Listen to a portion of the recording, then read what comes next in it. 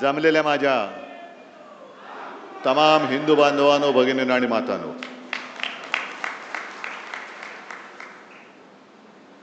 पावसाळ्याची नुकती सुरुवात होते. पावसाळा लांबला होता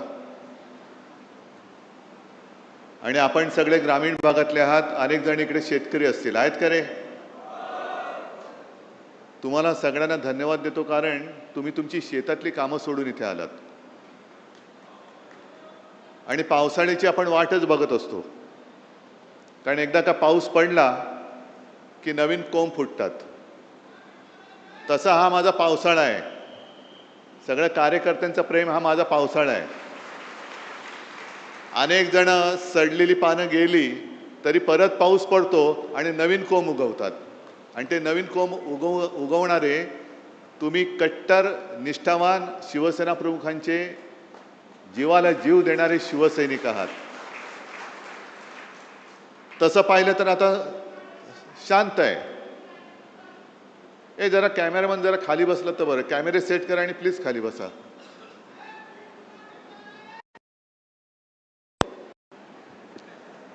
पहिल्या गद्दाराचा समाचार गेला,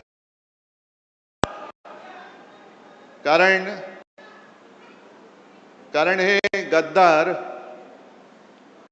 काही वेळेला माझी चूक होते आणि म्हणून पहिला प्रथम माझं कर्तव्य आहे की माझ्या सांगण्यावरून जे तुम्हाला मी एक बुजगावणं दिलं होतं त्याला अक्षरशः रक्ताचं पाणी करून समोरून पावसाचा धबधबा पडत होता तरी देखील कशाची तमा न बाळगता तुम्ही निवडून दिलात. त्याच्याबद्दल मी तुमच्या सगळ्यांची तर माफी मागतोच, पण तमाम या यवतमाळ आणि वाशिम लोकसभा मतदारसंघातील मतदारांची माफी मागतो की तुम्ही केवळ आणि केवळ शिवसेना प्रमुखांचा चेहरा आणि माझा शब्द या भरोश्यावरती या गद्दाराला निवडून दिला होता. पण आपण त्याला मतदान करताना बोटाला काळी शाई लावलीच, पण त्यांनी गद्दारी करून आपल्या विश्वासाला काळं फासलेलं आहे आणि याचा जाब विचारण्याचा अधिकार तुम्हाला आहे. जाब विचारला पाहिजे. शेवटी गद्दारच गद्दारांच्या कळपात गेला. आता गद्दारांचा कळप म्हणजे काय की 3-4 वर्षापूर्वी गद्दार शिरोमणी जो बसलाय तिकडे मिंदे, त्यांनी 40 आमदार फोडले. आणि या विदर्भामध्ये जेव्हा बैल पोळा होता तेव्हा त्या बैलांवरती लिहिलं होतं 50 खोके एकदम ओके. आता मला सांगा, तेव्हा आमदाराचा भाव 50 असेल, 50 खोके, तर खासदाराचा किती असेल? म्हणजे हा एक धंदा झालाय. निवडून यायचं. असा शेतकरी, आता तू बोललास ना रे दादा, पीक विमा मिळालेला नाहीये, हमी भाव मिळत नाहीये, पण निवडून यायचं, आपला हमी भाव वाढवायचा आणि विकून टाकायचं सगळं काही. मी मुद्दामून एक क्लिप इकडे ऐकवणार आहे तुम्हाला की शेवटी फसगत कशी होते. एक मिनिट थांबा. हे गद्दार खासदार त्यावेळेला काय बोलले होते, कुठे गेले? थांबा. आणि त्या जेव्हा हिंदू हृदय सम्राट वंदनीय बाळासाहेब ठाकरेंचं एक वाक्य मला आजही आठवते की मी वयाच्या 15व्या वर्षी शिवसैनिक झालो आणि त्यावेळेस त्यांनी मला ते कानावर आहे की जेव्हा कोणी संकटात असेल तेव्हा जात पात धर्म न पाहता त्याच्यासाठी आपण धावून गेलो पाहिजे. आज शिवसेना संकटात होती. माझी आई 83 वर्षाची होती. तिनं सुद्धा सांगितलं की शिवसेनेसाठी आपल्याला जायचं. थोडेसे गदगद झालेले आहात आईची आठवण काढून. तर आता आईची आठवण आलेली आहे. मला सांगितलं होतं शिवसेनेला सहकार्य केलं म्हणून आज मोठ्या प्रमाणावर त्या ठिकाणी आईचं स्वप्न तुम्ही पूर्ण करताय आणि म्हणून तुम्ही ठाकरेंबरोबर उभे राहिले. हो, बिलकुल. ठाकरे सर्व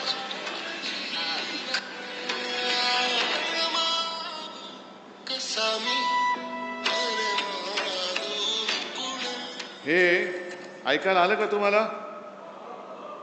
आईला काय वाटेल? आईची शपथ घेऊन जर एक गद्दारी करणार असेल तर खरोखर आईला काय वाटत असेल? आणि चूक आपल्या सगळ्यांची झाली, विशेषतः माझी झाली. आईची शपथ घेतल्यानंतर ह्यांनी पूर्वी एकदा आपल्याशी गद्दारी केली होतीच. तरी परत आले.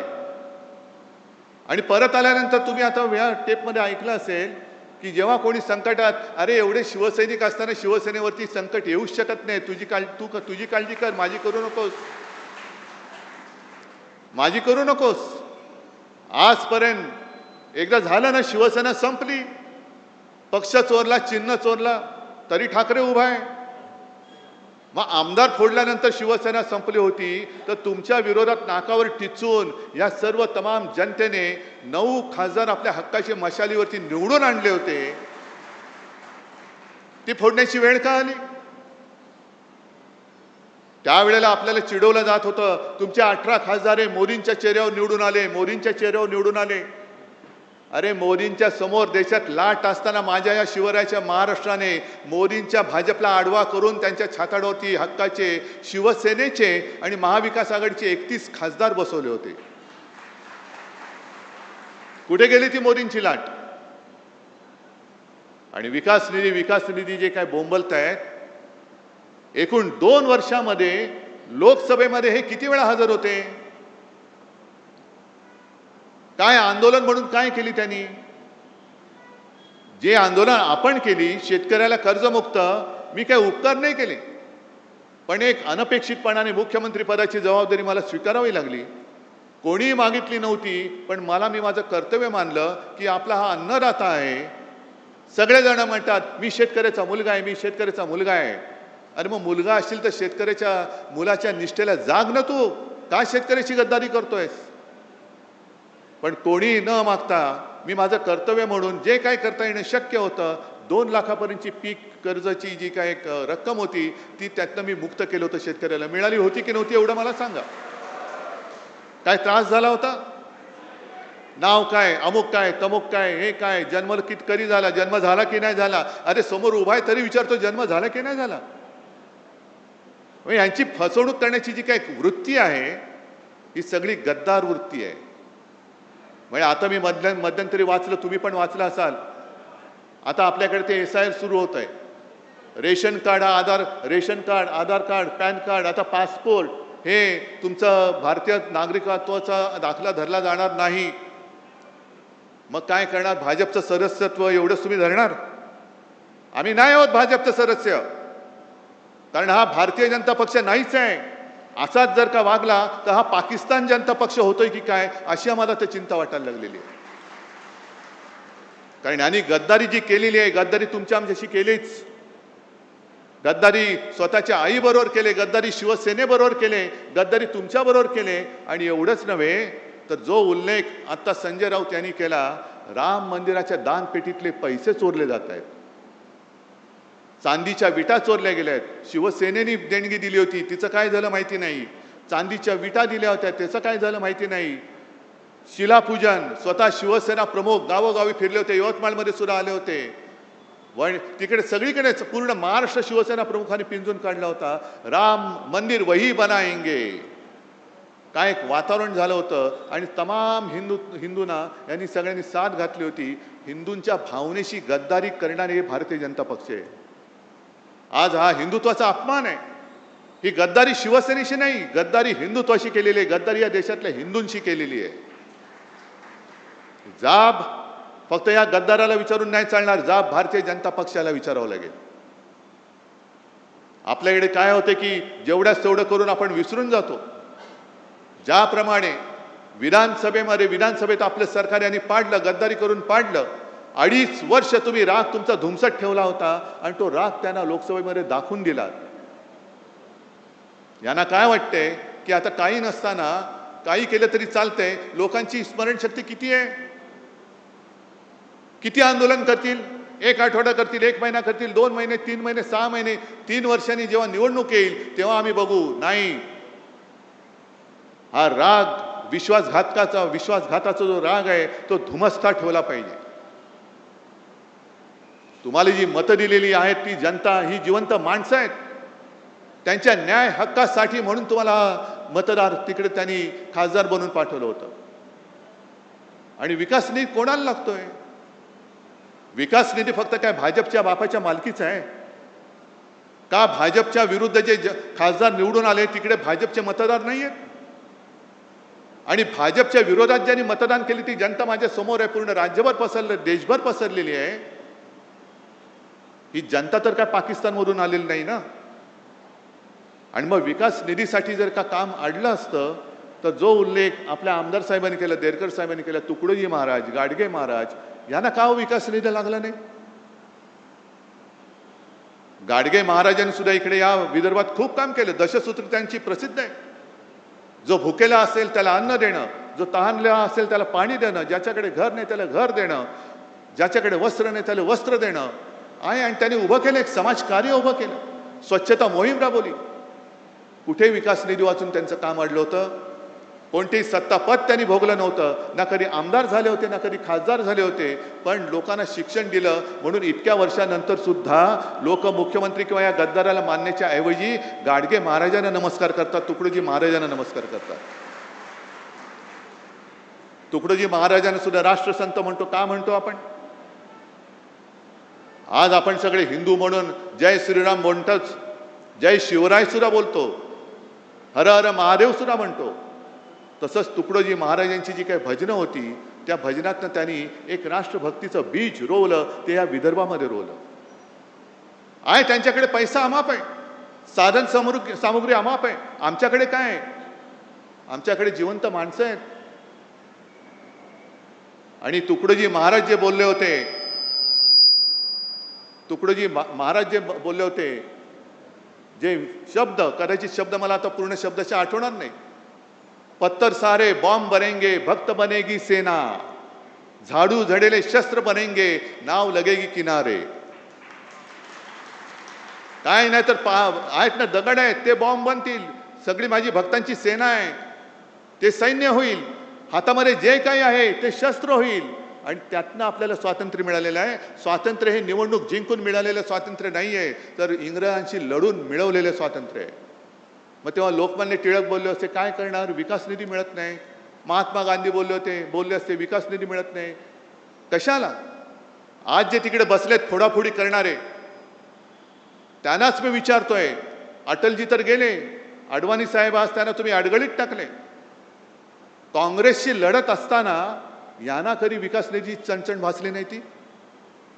अटलजी आणि अडवाणीजी कधी जर त्यांनी असं म्हटलं होतं आम्ही आता काँग्रेसमध्ये जातो कारण आम्हाला विकास निधीच मिळत नाही, तर मोदींचा राजकीय जन्म झाला असता का? अमित शहाचा राजकीय जन्म झाला असता का? आणि यांना फोडाफोडी का करायचे? तर तोच की तुमच्या प्रश्नापासून तुमचं दुर्लक्ष झालं पाहिजे. पीक विमा नाही मिळाला तरी चालतंय, तुम्हाला दुसरं काहीतरी दिलं का तुम्ही त्याच्या मागे लागता. शेतकऱ्याला हमी भाव नाही मिळाला तरी चालतंय, त्याला दुसरं काहीतरी दिलं का तो त्याच्या मागे लागतो. त्याचं आयुष्य हे नेहमी संकटातच राहिलं पाहिजे. तो जोपर्यंत संकटात आहे तोपर्यंत तो माझ्या दारात उभा राहणार. ही परिस्थिती आता बदलायला पाहिजे. हा गद्दार जिथे सापडेल तिकडे तुम्ही त्याला जा विचारलं पाहिजेस, मी तुला निवडून आणलेस का, तू माझ्याशी गद्दारी केलीस? मी माझ्या रक्ताचं पाणी केले, मी माझं रक्त आटवलेलं आहे. समोरनं पैसे अरे आत्ता तुला मिळतायत, त्यावेळेला मला सुद्धा जर पैसे मिळाले असते तर मी सुद्धा तुला पाडू शकलो असतो. पण मी भगव्याला आणि शिवरायाच्या निष्ठेला जागलो म्हणून, आणि म्हणून तू खासदार झालाय. तुला काडीची किंमत नव्हती. तू बोल, तू गद्दारी का केलीस? पुढचे 3 वर्ष हा कार्यक्रम तुम्हाला करावा लागेल. आहे हिंमत तुमच्यामध्ये? कारण मी मुद्दामून आलोय. जसं त्यांनी मला सांगितलं, काय झालं 2 आठवड्यापूर्वी एक खासदारांची बैठक घेतली, तेव्हा हे महाशय मला म्हणाले, साहेब घरी सोयरीक जुळवायचे, पाहुणे येणार आहेत, मी व्हिडिओवरनं आलो तर चालेल का? आता घरचं कार्य शुभ कार्य म्हटल्यानंतर मी नाही बोलू शकतो. आता मला काय माहित, मुलीची सोयरीक जुळवताना ह्यांची सोयरीक तिकडे जुळवतील. ह्यांच्या हे पाहुण्यांकडे चालले होते का पाहुणे यांच्याकडे येत होते? सोयरीक ह्यांची जुळत होती, पण सांगितलं मुलीची सोयरीक जुळत आहे. मग मी रात्री फोन केला, म्हटलं काय जुळला का? हो जुळला की म्हणे. जुळलं. 2 दिवसांनी कळलं, गेले सासरी. आता नांदा तिकडे गद्दारांच्या कळपामध्ये नांदा, गद्दारांच्या लांडग्या म्हणजे त्या कळपामध्ये नांदा. इकडे वाघाचं जीवन जगत होता, तिकडे गाढवाचं जीवन जगा. जे ओझं तुमच्या पाठीवर टाकलं जाईल ते वाहत राहा. अरे प्रेम देणारी संघटना फक्त शिवसेना आहे. दुसरा या जगात दुसरा पक्ष नाही की जो फक्त आणि फक्त प्रेमाच्या भावनेवरती जिवंत राहतोय. आणि म्हणून मी आज तुमच्याकडे आलेलो आहे. जसं त्यांनी सांगितलं ना की मी माझ्या कार्यकर्त्यांशी बोलेन, तसं मी तुमच्याशी बोलतो. मी करतोय ते बरोबर करतोय की चूक करतोय? मी लढायला उभा आहे, मी नाही हटणार. कारण जिथे जिथे अन्याय दिसेल तिकडे मी लाथ मारणार म्हणजे मारणार. सोबत राहणारच की नाही? जे खरं हिंदुत्व आहे, हे खरं हिंदुत्व हे माणुसकी शिकवणार आहे. मंदिर लुटणारं हिंदुत्व आमचं हिंदुत्व आम्ही ते तुमचं हिंदुत्व मानू शकत नाही. आणि राम मंदिराचा सुद्धा प्रश्न हा पूर्ण देशामध्ये खरा म्हणजे हिंदूंना जागृती आली पाहिजे. आज संजय राऊत यांनी एक चांगला अग्रलेख लिहिला आहे सामनामध्ये. सामना तुमच्याकडे येत नसेल तर सामना.com वरती जाऊन मुद्दामून वाचा. हे मरे मरे जे सगळ्यांनी मोर्चे काढले ना, सकल हिंदू समाज, हिंदू जनजागृती, आता का झोपलात? आता का झोपलात? आम्हाला आता भाजपा मुक्त राम पाहिजे आणि त्याच्यासाठी शिवसेना लवकर आंदोलनाला सुरुवात करणार आहे. भाजप मुक्त राम, जो एक विळखा या भोंदूंच्या गरड्यामध्ये राम आमचा प्रभू श्रीराम सापडलेला आहे, त्या श्रीरामाला त्या भोंदू हिंदूंकडनं सोडवण्यासाठी शिवसेना पुढाकार घेईल आणि शिवसेना पहिली ठिणगी महाराष्ट्रामध्ये टाकेल. आणि तेव्हा मला गद्दारांना विचारायचे, जे बाळासाहेबांचे विचार हे बाळासाहेबांचे विचार आहेत, आहे तुमच्यामध्ये हिंमत? त्या गद्दाराला विचारा, हिंमत आहे? जाऊन विचारू शकता तुम्ही मोदींना? पीक विमा का मिळाला नाही लोकसभेमध्ये तोंड उघडू शकता? आहे हिंमत? शेतकऱ्याला हमी भाव मिळत नाही, शेतकऱ्याच्या आत्महत्या चाललेल्या आहेत, नीटचे पेपर फुटत आहेत, महिलांवरती अत्याचार वाढत आहेत, राम मंदिर लुटलं जात आहे, मध्य प्रदेशमध्ये तिथले मुख्यमंत्र्यांच्या नावाने लूट चालू आहे.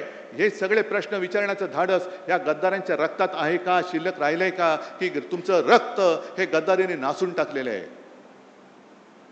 हा जो स्वाभिमान आहे, ही जी हिंमत आहे, ही जी धमक आहे, म्हणून शिवसेना पाहिजे.